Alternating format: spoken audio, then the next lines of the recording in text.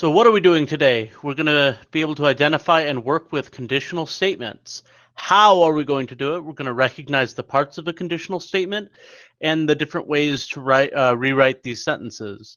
And why are we doing this? Showing why things are what they are begins with the understanding of how to talk about it. So let's begin with the idea of what is a conditional statement. A conditional statement is a statement that goes if, then. So if something, then something. So they've got a lot of examples of the structure right here in this picture. If P, then Q. Symbolically, sometimes they'll show it with an arrow connecting P to Q like this. And some vocab here along the left-hand side are if we're talking about the if-then statement, we're talking about a conditional. The hypothesis part of the if-then statement is the if part. The conclusion part of the if-then statement is the part that follows the then. So like all parakeets are birds. Well, the part that's the parakeet, let me write this out.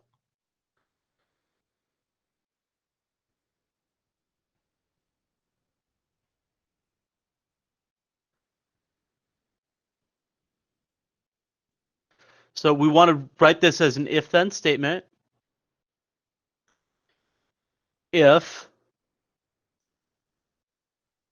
a bird, well, let's say if an animal is a parakeet,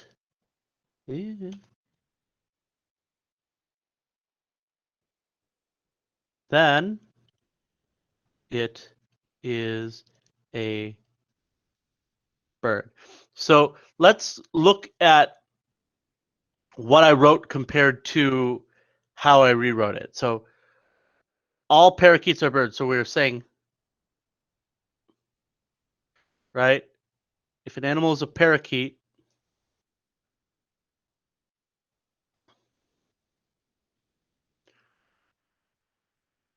right? And there's 1,001 different ways to rewrite sentences like this. The key is that you've got an if, that you've got a then, and that it doesn't sound like a random caveman is saying it, right? Make it sound like a normal human being sentence, okay? The last thing on this page I wanted to discuss was the diagram thing. So notice how the conditional, they made it this Venn diagram. The if part is on the inside. The then part is on the outside. And what we're talking about is saying that all the if statement stuff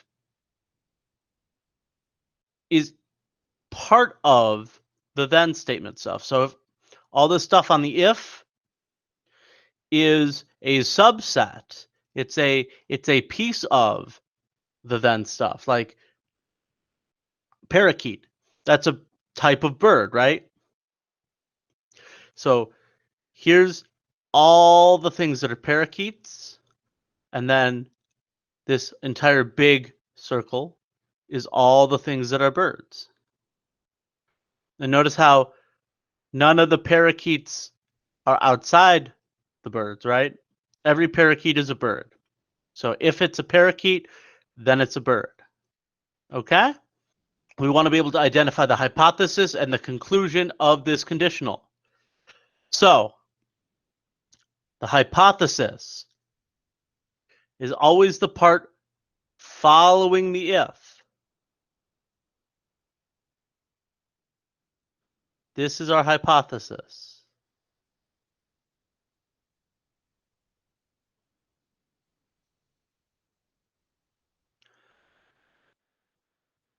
For the conclusion, it's the part right after the then. What is that?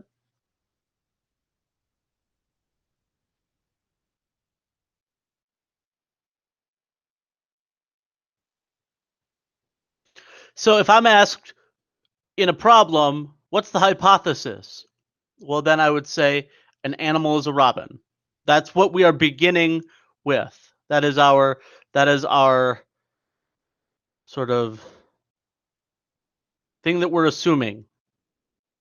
We assume that this animal is a robin. What can we proceed to presume from that statement? What is our conclusion? Well, our conclusion is that the animal is a bird.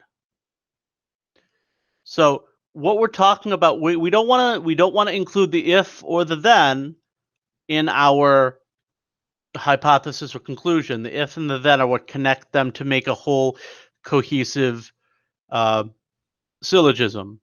Is the big technical word, the big vocab word for something like this, a syllogism. Syllogism. Syllogism. That's what we mean when we say if something, then something else. That's what a syllogism is. If this happens, then this happens. Doesn't mean that any of those things necessarily has to happen, but like we know the implication is what we're talking about.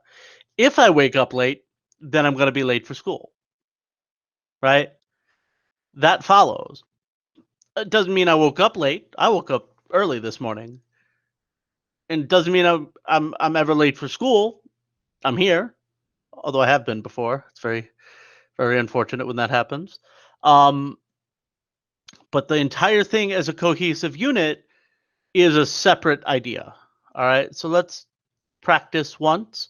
Here's here's your syllogism. Here's your if then statement. I want you to identify the hypothesis and I want you to identify the conclusion. You've got the right idea, but you don't want to include the word if. The if is not a part of it. So our hypothesis would be an angle measures 130 degrees. So we only care about this part. Don't include the if. Likewise, for the conclusion, don't include the then, just the antecedent portion or consequent portion, sorry. This part, the part that's after the then. Hypothesis is the part that's after the if before the then. The conclusion is the part that's after the then. Think about it like in English, we talk about a subject, we talk about a predicate. The subject is our hypothesis, the predicate is our conclusion. The if and the then are just the things that we use to link them together to make a implication, to make a syllogism, okay? So now we want to be able to write this as a conditional. I want to turn this into an if then statement. So let's look. We want to identify the if and we want to identify the then. The if is always the first part here. The then is always the second part here. And then all we want to do is we want to start off our statement with the word if. We want to put a then, and we want to somehow, again, it doesn't matter how, we want to take this part, put it here. We want to take this part, put it here. And then again, the key is just to make it look like it's not being written by a caveman.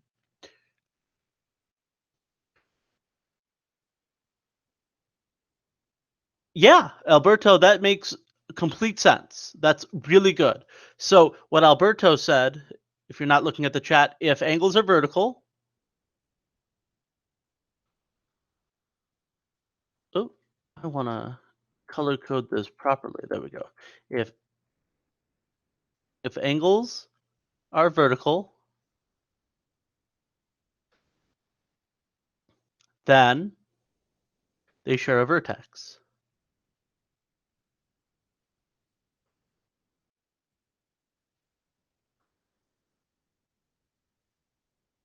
So again, there's 1,000 different ways you could have said this.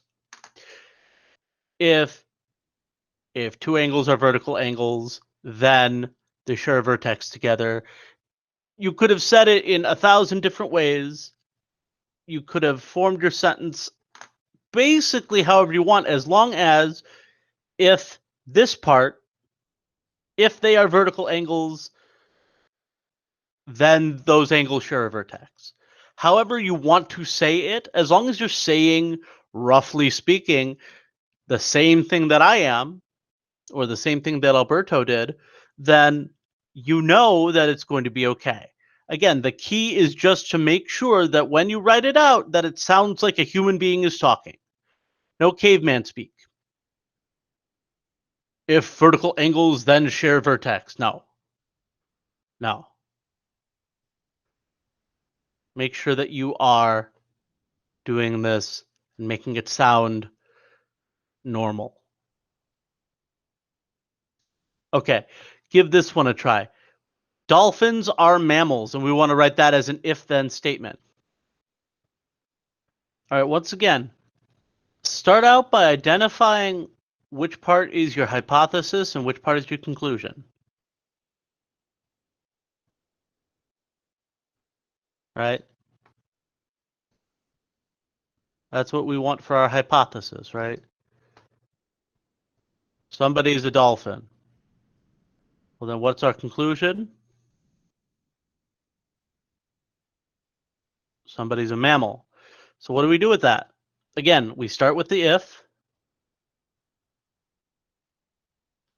and then we're going to put something about being a dolphin here. We're going to put it then. That's going to be something about being a mammal, right? So if an animal is a dolphin, then it is a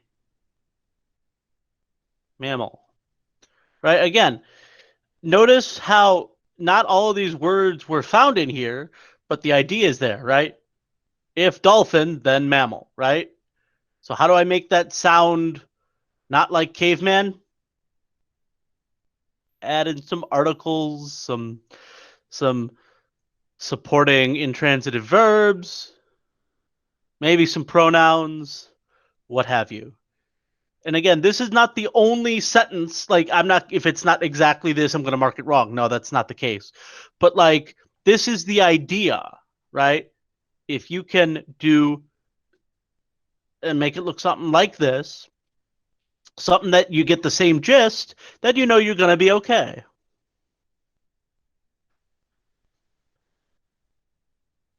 All right, let's continue. So now, being true versus being false. Syllogisms can have a truth value. So let's look at this situation. If a woman is Hungarian, then she's European. So the question is, are all Hungarian people or all Hungarian women European? Is there a way to be from Hungary but not from Europe?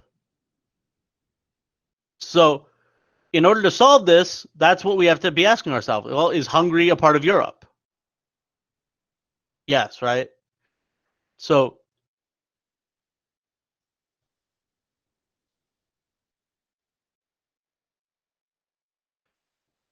since Hungary is a country in Europe, so this must be true.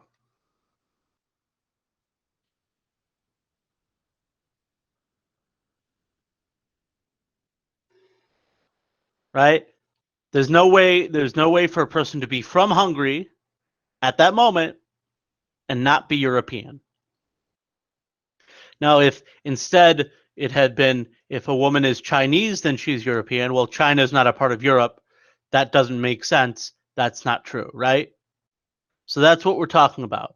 Is this situation a subset or a part of this situation. So like again, showing that here's this outside circle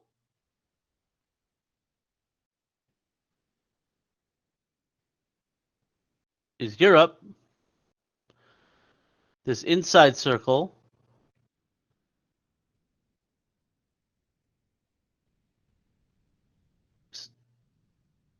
everywhere in Hungary is in Europe, right? So that's how we know.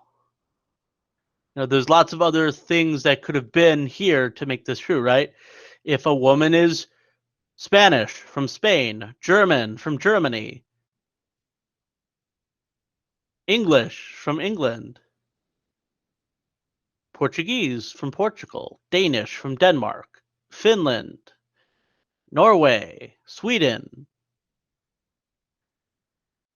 France, whatever. All of those countries are European countries, and so they would fall into this area.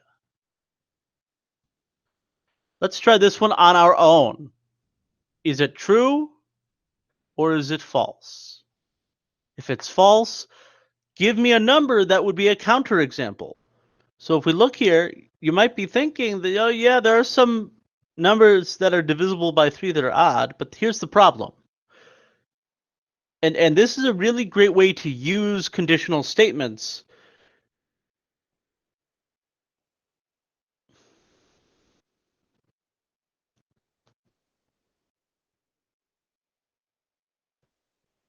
If we can find a number that makes the if part yes and the then part no, we have created a counterexample. Is there any number that is divisible by 3 but is not odd? What's one number that you can divide by 3 but it's an even number? Yeah, absolutely. 60. That's an example. In fact, any even multiple of 3, right? 6, 12, 18, 24, 30, 36, 42, 48, 54. Any of those numbers represents a counterexample because yes, it is divisible by 3, but no, it is not odd. So all of these are good counterexamples. So this conditional is false. Right? Y'all get what I'm saying on this?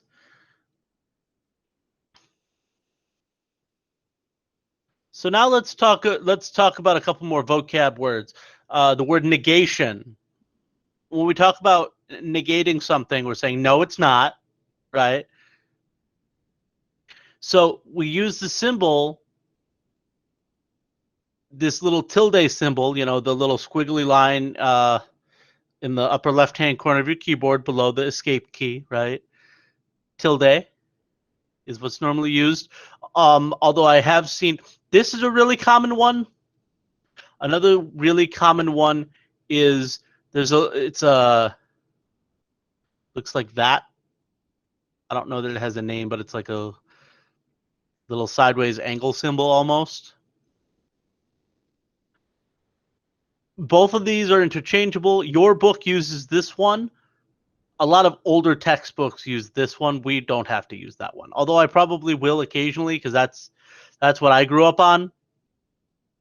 But this is a very common symbol to use, especially in more modern texts, the little squiggle. And so this just means not.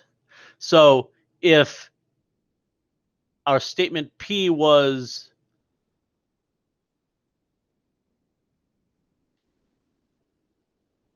is a robin, not P would be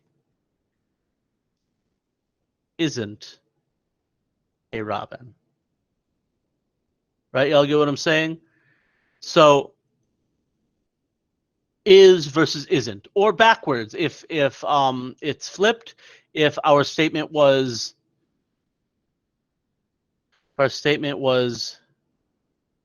little a, isn't from Georgia, not A would be is from Georgia. Technically, would it be isn't not from Georgia? But the isn't and the not, that's a double negative, and those cancel out, right? So just be aware, it just changes, it flips it over. If it's an is, then it becomes a not. If it was a not, then it becomes an is, right? So the other thing we need to talk about, these are statements that you can build from your original statement, your original if-then statement. Basically, how are we going to do this? Well, they've got it right here. So your normal conditional statement, your if P then Q. If the measure of angle A is 15, then angle A is an acute angle. We can write what's called the converse of that angle, of that statement. And all we do is we take the hypothesis and the conclusion and we switch them. So notice, if used to be this one, then used to be this one, now we switch them. If angle A is acute, then the measure of angle A equals 15. Notice all we did was we took the P statement and the Q statement and we flipped them around. If Q, then P. The inverse, instead of switching them, you're going to negate them. You're going to, before it was no, now it's a yes. Before it was a yes, now it's a no. So the original one was, if the measure of angle A is 15, then the angle A is acute. So the inverse would be, if the measure of angle A is not 15, then angle A is not acute. Not P. If not P, then not Q, right? And then the last one, the contrapositive, is that you do both. You do both the converse thing and the inverse thing. You switch them around and you not them. So negate both the hypothesis and the conclusion of the converse. I think it's easier to say just flip them and switch them. So it used to be, if measure of angle A was 15, then angle A was acute. Now let's flip and switch. If angle A is not acute, then the measure of angle A is not 15. Not P implies not Q. If not Q, then not P. So what I'm going to do is I want to write the converse, the inverse, and the contrapositive of this guy right here. If it's not true, if any of them specifically is not true, then we're going to give a counterexample. So if the figure is a square, then the figure is a quadrilateral. So let's go back real quick. Converse, switch them. Inverse, flip them. Contrapositive, switch and flip. So let's start with the converse. So first of all, is this true? Yes. Part of being a square means it has four sides. That's what it means to be a quadrilateral, right?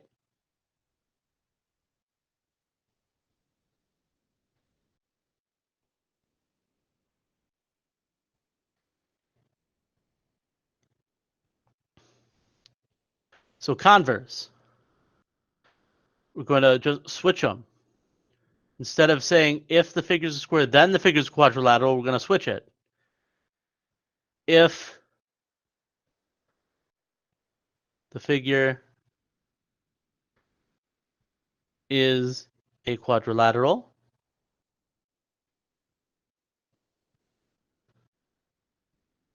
then it's a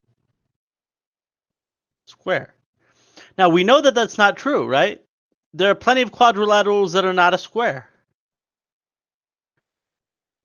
Here's a counterexample. Literally any other figure, a trapezoid. Four sides, not a square. Now let's do the inverse. Now instead of changing the place, we're going to negate them. So if the figure is not a square,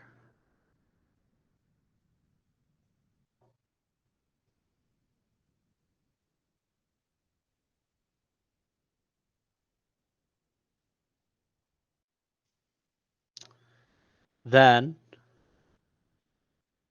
it's not a quadrilateral. Again, not true. And we know it's not true for the exact same reason. Well, there are plenty of things that are not a square that are still a quadrilateral, right? Again, literally any four-sided figure that's not a square works here. How about a rectangle? A rectangle is not a square, but it is in fact a quadrilateral. So we did the converse, we did the inverse. Now we're going to do the contrapositive.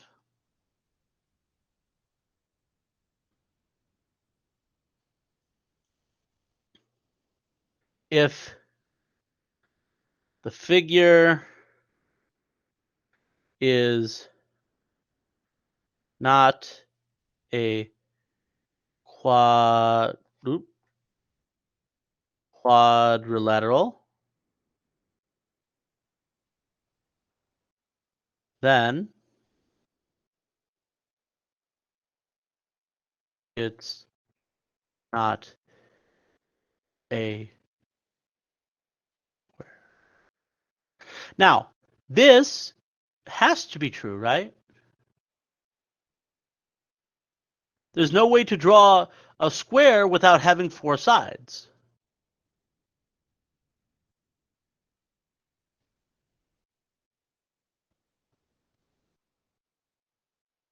So by eliminating all the quadrilaterals, we have to have eliminated all of the squares, right? You can't have something with five sides be a square. You can't have something with three sides be a square.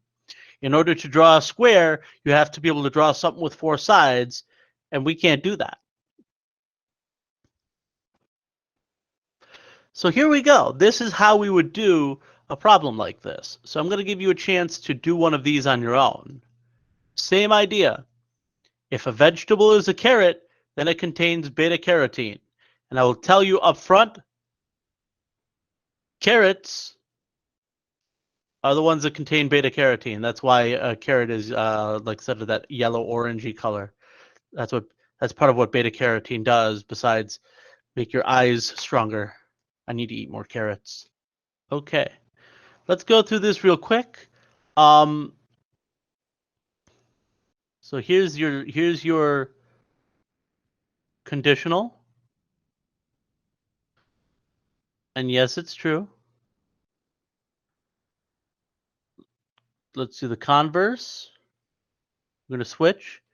If a vegetable contains beta carotene, then it's a carrot. Now this I'm not actually sure if it's true or not, because what if there's something that contains beta carotene that's not a carrot?